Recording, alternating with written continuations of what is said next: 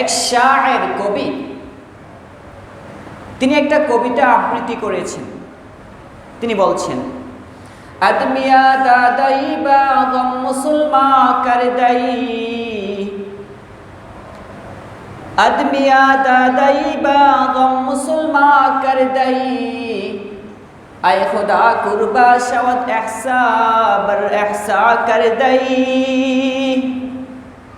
আয় খুদা কুরবা শাওত এহসা বর এহসা কর দাই। কবি বলছেন, আল্লাহ তাআলার এই ক্ষমতা, এই পাওয়ার ছিল যে আল্লাহ তাআলা আমাদেরকে মানুষ না বানিয়ে বনের হিংস্র পশু পাখি বানাতে পারতেন।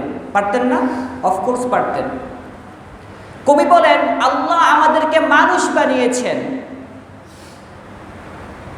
এরপর আল্লাহ তাআলা চাইলে আমাকে মুসলিম পরিবারে জন্মগ্রহণ না করে একটা ইহুদির ঘরে আমার জন্ম হতে পারত, খ্রিস্টানের ঘরে আমার জন্ম হতে পারত, একজন হিন্দুর ঘরে আমার জন্ম হতে পারত, চিরজীবনের জন্য রবকে ভুলে যেতাম।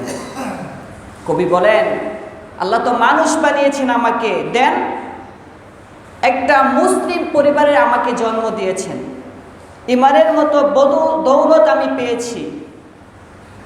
আয় খুদা কুরবা শাওত এহসা বর এহসা কর দাই, আয় আল্লাহ আমার জীবন আপনার উপর উৎসর্গ, কারণ আপনি আমার উপর অনুগ্রহের উপর অনুগ্রহ করেছেন। আল্লাহ তাআলার কত বড় বড় অনুগ্রহ, দয়ার উপর যে আমরা আছি, যদি আমরা একটু চিন্তা করি তাহলে বুঝব। এজন্য সব সময় আল্লাহ যেই অবস্থানে আমাকে আপনাকে রেখেছে এর উপর কৃতজ্ঞ থাকা চাই, শুকরিয়া আদায় করা চাই। আমি আপনি জীবিত আছি এখন, আলহামদুলিল্লাহ।